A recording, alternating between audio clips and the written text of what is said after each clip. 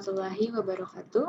Perkenalkan, saya Malia Fitri Inaba, mahasiswi program studi Teknik Biomedis, Fakultas Sains dan Teknologi, Universitas Airlangga. Video ini saya buat untuk memenuhi salah satu ujian akhir semester, mata kuliah pemrosesan citra biomedis.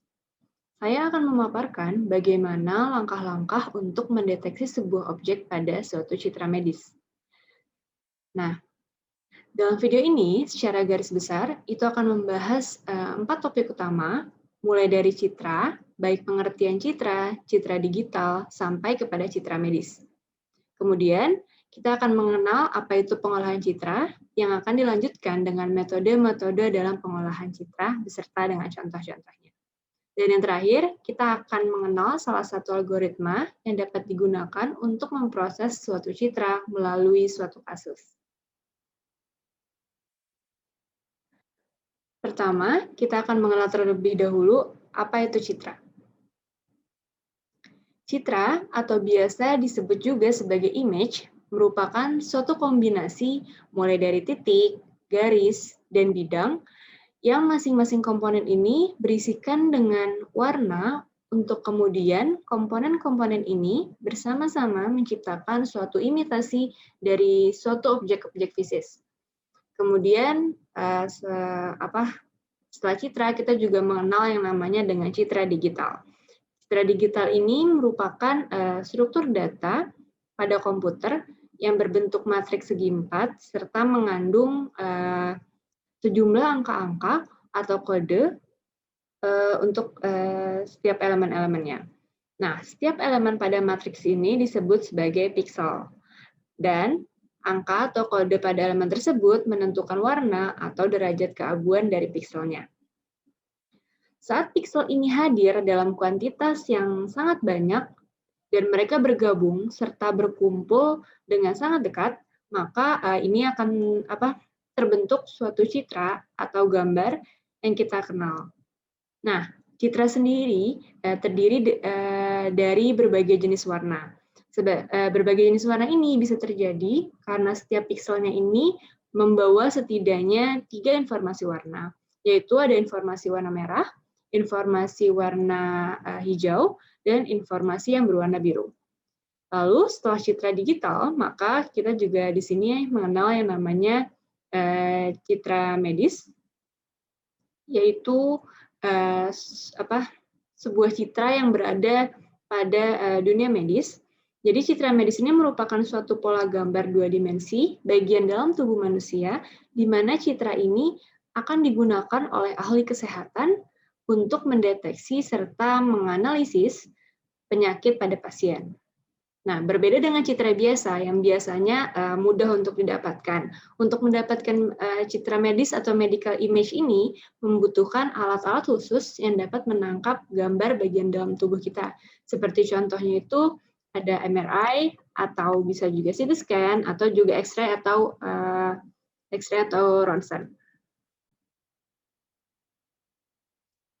Baik, untuk topik selanjutnya yaitu mengenai pengolahan citra. Pengolahan citra ini diperlukan untuk menganalisis objek yang berbeda pada suatu citra, termasuk pula dalam citra medis. Nah, di sini untuk penjelasannya pertama, kita harus kenal dulu apa itu pengolahan citra. Jadi pengolahan citra itu merupakan suatu kegiatan memperbaiki kualitas citra ataupun memanipulasi citra agar mudah untuk diinterpretasikan oleh manusia ataupun mesin. Mesin di sini itu bisa jadi komputer. Nah, terdapat 3 tujuan dari dilakukannya pengolahan citra, yaitu yang pertama itu untuk memperbaiki kualitas baik dari aspek radiometriknya maupun dari aspek geometriknya. Untuk penarikan informasi yang terkandung pada citra dan untuk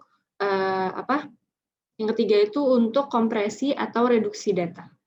Nah, pengolahan citra ini terbagi menjadi 3 kategori, yaitu kategori rendah yang pertama. Nah, ini adalah suatu kategori yang melibatkan operasi-operasi sederhana seperti prapengolahan untuk mengurangi noise, terus juga pengaturan kontras, terus juga pengaturan ketajaman citra. Terus selanjutnya itu ada kategori menengah, yang melibatkan operasi-operasi seperti contohnya itu ada segmentasi dan klasifikasi citra. Dan yang terakhir itu ada pengolahan kategori tinggi.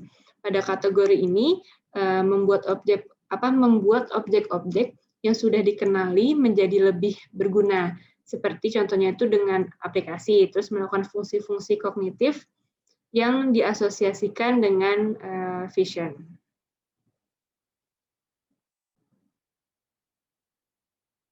Dalam mengolah sebuah citra itu dapat dilakukan dengan beberapa tahapan. Nah, untuk tahapannya itu dimulai dari yang pertama dari akuisisi data, kemudian dilanjutkan dengan pra-pengolahan atau pre-processing, terus perbaikan kualitas, dilanjut lagi dengan proses segmentasi, ekstraksi, dan pengenalan pola. Nah, penjelasan tahapan tersebut akan saya jelaskan selanjutnya beserta dengan contohnya.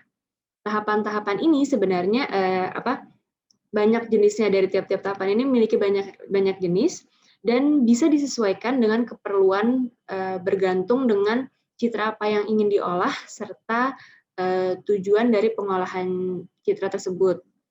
Nah, tahap pertama di sini ada akuisisi data, di mana tahapan ini itu merupakan proses mengambil suatu pandangan menjadi citra dengan menggunakan sensor. Beberapa contoh alat yang bisa digunakan untuk memperoleh citra medis, ini saya ambil beberapa contoh aja. Itu di sini ada CT scan atau computed tomography scan. Lalu ada X-ray juga di sini. Dan yang terakhir itu ada mikroskop. Nah, tahapan selanjutnya atau tahapan kedua setelah kita melakukan akuisisi data atau setelah kita mendapatkan data citranya, nah tahapan kedua itu adalah tahap pra-pengolahan, di mana tahapan ini merupakan tahap awal untuk mendapatkan region of interest. Nah, terdapat beberapa metode untuk pengolahan ini. Ini saya ambil 3 contoh yang lumayan cukup sering dilakukan.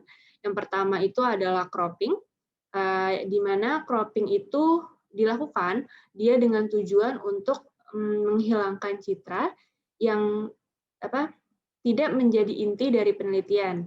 Karena pada satu lapang pandang nih, terkadang terdiri atas beberapa objek. Contohnya pada kasus pap smear nih yang di sebelah sini, di contoh ini kan ada banyak sel-sel. Kalau seandainya kita tidak berfokus pada satu objek, ini nantinya akan mengalami kesulitan. Oleh karena itu kita melakukan cropping dengan hanya mengambil satu sel saja dan berfokus pada satu sel tersebut. Lalu setelah cropping, itu metode kedua yang saya contohkan di sini adalah metode resizing. Resizing ini berfungsi untuk mengatur ukuran citra yang sesuai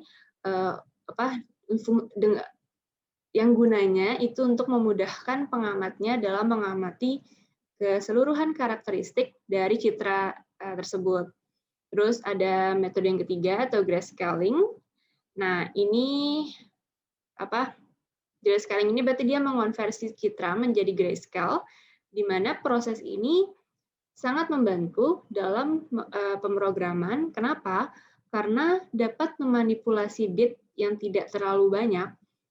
Karena kalau seandainya kita memakai citra yang berwarna, citra berwarna itu terdiri dari 3 kanal warna atau layer matrix. Itu ada R layer, ada G layer, dan ada juga B layer. Sehingga kalau seandainya kita menggunakan citra berwarna atau citra RGB, itu akan sulit dilakukan proses ekstraksi nantinya. Nah, karena itu citra perlu diubah menjadi grayscale dengan tujuan untuk mempermudah proses pengolahan citra tersebut nantinya. Jadi contohnya di sini yang atas ini masih original image, masih terlihat memiliki berbagai macam warna, sedangkan di grayscale image kita minimalkan warnanya. Nah, tahapan ketiga yaitu adalah perbaikan kualitas, yaitu suatu proses peningkatan mutu citra yang bertujuan untuk memperoleh citra yang dapat memberikan informasi sesuai dengan tujuan ataupun kepentingan pengolahan citra itu. Nah, proses peningkatan mutu citra ini termasuk memperbaiki citra yang ketika proses akuisisi data mengalami gangguan yang signifikan, seperti noise, bisa juga gangguan geometris, atau gangguan radiometrik, dan beberapa gangguan faktor alam lainnya. Nah, cara pertama untuk perbaikan, jadi sebenarnya perbaikan kualitasnya ada berbagai macam caranya, tapi saya ambil 3 cara di sini. Yang pertama itu ada noise, yaitu salah satu cara untuk mereduksi noise ini bisa salah satu cara untuk perbaikan kualitas itu dengan reduksi noise yang memanfaatkan metode itu filter median. Nah, filter ini bekerja dengan menggantikan nilai tengah dari pixel yang dicakup oleh area filter dengan mediannya. Nah, dengan cara mendapatkan nilai tengah dengan diurutkan terlebih dahulu dari yang terkecil ke yang terbesar. Nah, biasanya ukuran filter itu ganjil karena akan memberikan poros tengah median filtering mengambil area tertentu pada citra sesuai dengan ukuran mask yang telah ditentukan. Biasanya ini ukurannya itu 3x3. Kemudian dilihat pada setiap nilai pixel pada area tersebut. Terus nilai tengah pada areanya nanti akan diganti dengan nilai median, sehingga akan lebih mudah dalam mengolah noise. Bisa juga dengan meningkatkan pixel citra atau dengan menerapkan support vector machine atau SVM. Selain dengan mereduksi noise, itu perbaikan citra juga bisa dilakukan dengan perbaikan kontras. Nah, perbaikan kontras itu apa? Yaitu memperbaiki persebaran dari terang dan gelap dari suatu citra. Nah, peningkatan kontras ini bisa dilakukan dengan histogram modification. Karena dari histogram ini kita bisa mengetahui dan bisa juga diketahui besar derajat keabuan dari suatu citra. Citra dengan kontras yang rendah, ini contohnya, citra dengan kontras yang rendah itu bisa diperbaiki dengan melakukan peregangan kontras. Nah, peregangan kontras ini dilakukan agar terjadi adanya penyebaran tingkat gelap dan terang dari suatu citra.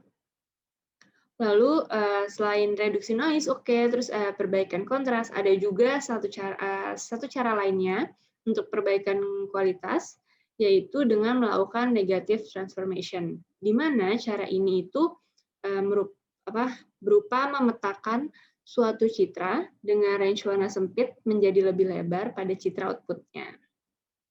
Nah, selesai dengan perbaikan kualitas, berlanjut kepada proses atau tahap pengolahan citra yang selanjutnya, yaitu proses segmentasi. Nah, segmentasi ini dapat diartikan membagi suatu citra ke dalam beberapa daerah berdasarkan kesesuaian bentuk atau objeknya. Proses segmentasi ini akan selesai apabila objek yang diperhatikan dalam aplikasi ini sudah terisolasi. Nah, terdapat berbagai macam teknik segmentasi. Ini saya ambil 3 contoh. Ada thresholding, deteksi tepi, dan deteksi titik. Nah, sebagai contoh yang pertama itu thresholding. Nah, metode segmentasi thresholding ini merupakan salah satu metode yang paling sederhana dan paling sering juga untuk digunakan dalam proses segmentasi. Dalam thresholding, pixel itu akan dibagi menjadi 2 atau lebih yang dikategorikan berdasarkan kisaran nilai pixel tersebut. Nah, pixel dengan nilai di bawah nilai threshold atau nilai ambang batas, threshold itu nilai ambang batas, dianggap sebagai satu kategori, dan pixel dengan nilai selain yang di bawah nilai ambang batas itu akan dianggap sebagai kategori lainnya. Nilai threshold ini biasanya bisa dipilih secara manual oleh si perancangnya ini, si penggunanya, dengan mencoba-coba berbagai nilai threshold, serta bisa juga dengan memilih nilai yang memberikan hasil segmentasi terbaik. Nah, setelah thresholding itu ada contoh segmentasi lainnya, itu ada deteksi tepi. Nah, deteksi tepi ini termasuk pada operasi pendeteksi diskontinuitas yang paling penting. tepi atau sisi ini dapat didefinisikan sebagai batas antara dua daerah yang memiliki perbedaan tingkat keabuan yang signifikan, atau kuncinya di sini. Jadi perbedaan dua daerah yang memiliki tingkat keabuan signifikan, sehingga dapat ditentukan berdasarkan nilai turunan pertamanya. Nah, hal ini dilakukan dengan cara menghitung nilai gradien suatu piksel relatif terhadap piksel di sekitarnya itu. Nah, ada berbagai cara untuk melakukan deteksi tepi. Salah satunya itu dengan metode Kenny. Nah, metode Kenny ini mendapatkan hasil pemisahan bayangan terang dengan gelap, di mana kelebihan dari metode ini adalah kemampuannya itu memiliki kemampuan untuk mengurangi sebelum melakukan perhitungan deteksi, sehingga tepi-tepi yang dihasilkannya itu bisa jadi lebih banyak. Nah, untuk deteksi tepi ini deteksi tepi menggunakan Kenny ini bisa dilakukan dengan bantuan toolbox dari MATLAB yang berfungsi dalam proses deteksi Kenny, yaitu L sama dengan H buka kurung L, apostrof Kenny, K-A-N-N-Y, apostrof lagi, dan tutup kurung. Nah, di mana L itu merupakan variabel dari citra yang akan dideteksi tepi. Nah, I adalah variabel dari citra yang dihasilkan. Selanjutnya, setelah deteksi tepi, itu kita juga bisa melakukan segmentasi dengan melakukan deteksi titik, yaitu suatu metode deteksi yang dilakukan dengan cara menghitung harga piksel pusat pada suatu daerah dengan mengevaluasi beberapa piksel di sekelilingnya pada seluruh citra. Nah, di mana bila citra memiliki derajat kecerahan yang sama, maka dia akan bernilai 0. Selanjutnya, ini tahap ke berapa nih? 5. Tahap ini digunakan untuk ekstraksi fitur ekstraksi fitur ini merupakan bagian dari teknik pengenalan pola yang tujuannya ini untuk mengambil atau mengekstraksi nilai-nilai untuk mengambil atau mengekstraksi nilai-nilai dari suatu citra yang membedakan dengan citra lainnya. Nah, pengenalan pola penerjemahan citra menjadi informasi yang mempresentasikan citra tersebut, mengambil informasi dari objek pada citra yang ingin dibandingkan atau dibedakan. Nah, cara ekstraksi ini ada macam-macam juga. Saya ambil contohnya di sini ada 2, yaitu ada invariant moment. Nah, invariant moment. Nah, momen sendiri itu sebenarnya dapat menggambarkan suatu objek dalam hal area, posisi, terus area, posisi, terus juga orientasi, serta parameter terdefinisi lainnya. Nah, invariant moment sendiri itu diperkenalkan oleh Hu pada tahun 1962. Ciri-ciri yang diperoleh dari teknik ini itu ada 7 nilai, yang merupakan ciri-ciri berdasarkan momen citra, dan ciri yang diperoleh adalah ada rotation scale translation, RST invariant, atau ciri yang dihasilkan oleh metode ini tidak berubah terhadap rotasi, translasi, dan penskalaan. Lalu untuk ekstraksi yang kedua, saya ambil contoh GLCM atau Gray Level Co-occurrence Matrix, yaitu suatu teknik analisis tekstur pada citra, di mana GLCM ini merepresentasikan hubungan antara dua piksel yang bertentangan atau neighboring pixel yang memiliki intensitas keabuan, grayscale intensity, jarak, dan sudut. Ada 8 sudut yang dapat digunakan pada GLCM, itu ada 0 derajat, 45 derajat, 90 derajat, terus ada 135 derajat, 180 derajat, 225 derajat, 270 derajat, serta 315 derajat. Nah, parameter jarak pada GLCM itu dihitung dengan banyaknya piksel antara piksel reference dan piksel neighbor. Nah, kita sampai pada tahap terakhir, yaitu pengenalan pola. di mana tahap ini dapat mengelompokkan data secara otomatis agar citra objek yang diteliti pada citra dapat dikenali secara interpretasi dengan akurat. Ini saya ambil ada banyak, tapi saya tidak akan menjelaskan satu persatu. Ada k-nearest neighbor, ada naive Bayes, ada jaringan sasara tiruan atau artificial neural network, ada support vector machine atau SVM, serta ada juga decision tree. Nah, selanjutnya sekarang kita akan membahas mengenai terapan dari pengolahan citra pada bidang medis, yaitu menggunakan metode segmentasi Kenny pada citra ronsen untuk klasifikasi penyakit paru. Jadi, nanti hasilnya itu kita bisa membedakan antara citra paru-paru yang normal dan tidak normal yang bergantung dengan cara menghitung banyaknya piksel dari hasil deteksi tepi yang dilakukan. Nah, ini untuk alurnya. Alurnya itu dimulai dengan pengumpulan citra X-ray untuk paru-paru normal dan tidak normal, di mana dalam tahap awal ini dilakukan pengumpulan citra, di mana citra X-ray yang digunakan ini untuk citra paru-paru normal dan paru-paru normal dan yang tidak normal itu merupakan citra paru-paru penderita terdiagnosa kanker. Nah, karena kualitas citra dari foto X-ray itu rendah dan terdapat banyak noise, maka dari citra yang didapatkan ini selanjutnya akan dilakukan rangkaian pemrosesan citra. Pemrosesan itu dimulai dengan pengubahan citra X-ray ke dalam bentuk grayscale. Nah, citra ini bisa diubah dengan bantuan dari toolbox pada MATLAB, itu RGB2 gray.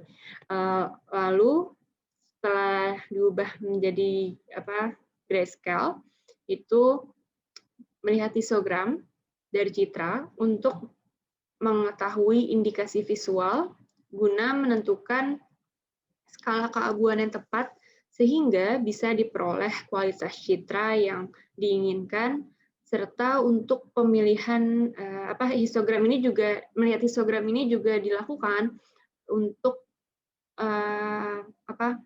pemilihan ambang batas nanti. Nah, jika didapatkan persebaran piksel yang tidak merata, maka bisa dilakukan pemodelan histogram agar citra yang didapatkan ini memiliki persebaran yang lebih merata. Setelah histogram, itu selanjutnya dilakukan segmentasi untuk membagi sebuah citra menjadi beberapa bagian guna mengisolasi atau menemukan suatu objek di dalam citra. Segmentasi citra secara umum didasarkan pada dua properti nilai intensitas, yaitu mendeteksi diskontinuitas atau mendeteksi similaritasnya. Nah, dalam kasus ini, segmentasi yang digunakan itu adalah metode thresholding. Thresholding sendiri merupakan teknik utama dalam menganalisa, tadi kan ada perbedaan atau kesamaan. Nah, kalau thresholding ini untuk menganalisa similaritas dengan menentukan nilai ambang batas dengan tepat untuk setiap pengolahan citra yang menghasilkan sebuah citra dengan level biner. Terus thresholding ini dilakukan dengan cara yang pertama itu kita harus menentukan terlebih dahulu nilai threshold awal. Lalu setelah ditentukan, citra itu akan dibagi dua daerah dengan menggunakan nilai awal threshold. Terus pada langkah selanjutnya itu dilanjutkan dengan menghitung nilai rata-rata intensitas pada tiap daerahnya, lalu dihitung lagi nilai threshold baru dari penjumlahan nilai rata-rata intensitas yang dibagi dua tersebut. Langkah ini dari awal itu sampai nilai dilakukan dan diulangi terus sampai nilai rata-rata intensitasnya itu sudah tidak berubah lagi. Lalu berlanjut ke tahap pengolahan selanjutnya, itu ada deteksi tepi. Deteksi tepi atau edge detection itu merupakan suatu proses yang menghasilkan tepi-tepi dari sebuah objek citra. Tujuannya untuk apa? Yaitu untuk menandai bagian yang menjadi detail citra. Pada kasus ini, metode deteksi tepi yang digunakan adalah deteksi tepi Kenny. Nah, sebelumnya deteksi tepi Kenny ini mungkin sudah disinggung ya. Terus karena hasil dari kenapa pakai deteksi Kenny? Karena hasil dari deteksi tepi Kenny ini lebih terlihat dan juga lebih jelas. Nanti untuk metode deteksi tepi Kenny akan saya jelaskan setelah menjelaskan diagram alir ini. Nah, kita lanjut dulu ke proses selanjutnya, yaitu menganalisis klasifikasi. Nah, analisis ini dilakukan dengan cara membandingkan jumlah piksel putih yang didapatkan pada deteksi tepi dan segmentasi, pada deteksi tepi dan pada segmentasi. Nah, jumlah piksel putih pada deteksi tepi dan segmentasi ini dihitung pada setiap sampel yang diuji. Jumlah piksel yang didapatkan dari data statistik histogram. Terus terakhir, kita bisa menarik kesimpulan. Kesimpulan ini disertai dengan mengklasifikasi hasil dan menyocokkan kebenarannya. Klasifikasi ini dilakukan dengan menganalisa dari hasil perbandingan semua sampel uji. Lalu selanjutnya, kita akan mulai membahas mengenai deteksi tepi Kenny. Salah satu operator deteksi tepi modern adalah deteksi tepi dengan operator Kenny.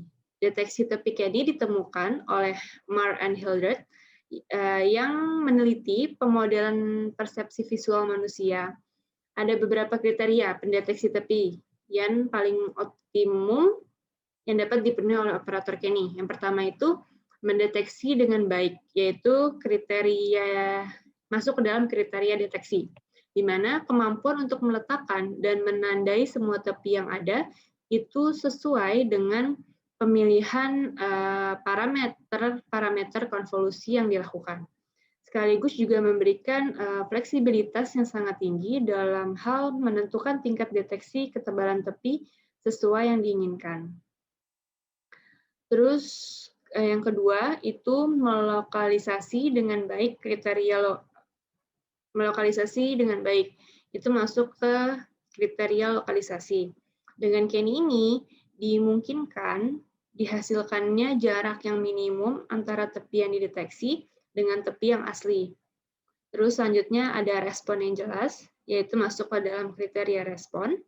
Hanya ada satu respon pada deteksi Kenny ini. Jadi deteksi Kenny ini hanya memiliki satu respon untuk tiap tepinya, sehingga nantinya mudah dideteksi dan tidak menimbulkan kerancuan pada pengolahan citra selanjutnya. Pemilihan parameter deteksi tepi Kenny ini sangat mempengaruhi hasil dari tepian yang dihasilkan. Beberapa parameter itu ada standar deviasi Gaussian dan nilai ambang atau threshold. Nah, ini ada pun untuk langkah-langkahnya. Yang pertama itu dimulai dengan smoothing, yaitu merupakan proses mengaburkan gambar untuk menghilangkan noise. Pada tahap ini digunakan Gaussian filter dengan standar deviasi sama dengan N. Nah, filter ini harus dirancang terlebih dahulu berdasarkan pada ordo matriks dan nilai standar deviasinya. Semakin besar nilai standar deviasi, maka semakin halus pula efek yang dihasilkan dari pemfilteran tersebut. Nah, persamaan Gaussian ini pada gambar yang di atas ini, habis tulisan smoothing. Nah, di mana E itu adalah konstanta Euler yang bernilai 2,71. Terus sigma adalah standar deviasi. Sigma adalah standar deviasi. Dan P ini bernilai 3,14. Lalu setelah smoothing, tepian itu harus ditandai pada gambar yang memiliki gradien yang besar. Untuk itu digunakan salah satu operator seperti operator Robert-Prewitt atau Sobel dengan melakukan pencarian secara horizontal yaitu Gx dan vertikal itu Gy menggunakan operator Sobel. Ini matriksnya. Lalu hasil dari kedua operator itu akan digabungkan untuk mendapatkan hasil gabungan tepi vertikal serta antara gabungan antar tepi vertikal dan tepi horizontal. Nah, ini pakai rumus ini untuk menggabungkan kedua tepi tersebut. Terus dilakukan menentukan arah tepian yang ditemukan itu menggunakan rumus yang ini, theta sama dengan arctan GY per GX. Langkah selanjutnya adalah dengan memperkecil garis tepi yang muncul dengan menerapkan non-maximum suppression sehingga nantinya menghasilkan garis tepian yang lebih ramping.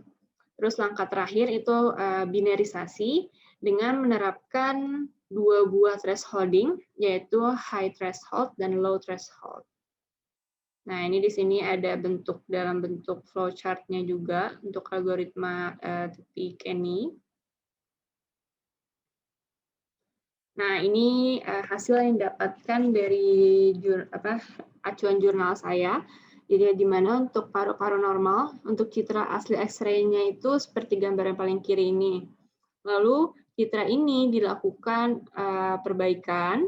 Setelah dilakukan perbaikan, dilakukan segmentasi ini untuk berfokus pada paru-parunya. Lalu dilakukan deteksi tepi. Ini untuk gambar citra paru-paru tidak normal. Citra asli X-ray ini tadi citra penderita kanker ya, penderita kanker. Di sini terlihat bedanya. Ini yang normal dan ini yang kanker. Terus citra asli ini kemudian dilakukan perbaikan. Setelah dilakukan perbaikan sama dilakukan segmentasi pula untuk berfokus kepada bagian paru-parunya. Terus citra X-ray lalu dilakukan deteksi tepinya. Setelah dilakukan deteksi tepi menggunakan tadi metode Kenny itu, maka selanjutnya akan dilakukan perhitungan jumlah piksel putih dari proses image segmentation dan edge detection menjadi sebagai penentuan hasil penelitian. Nah, dari persen jumlah piksel inilah kita bisa mengetahui apakah citra yang diinputkan itu termasuk ke dalam citra normal atau tidak normal. Di mana jika pada kasus citra X-ray normal ini memiliki nilai rentang presentase antara 14,02% sampai 20,60%. Sedangkan untuk citra X-ray yang tidak normal memiliki nilai rentang presentase antara 22,04% sampai 28%. Baik, sekian pemaparan saya mengenai pengolahan pemrosesan citra dalam dunia medis. Mohon maaf bila ada salah-salah kata. Wassalamualaikum warahmatullahi wabarakatuh.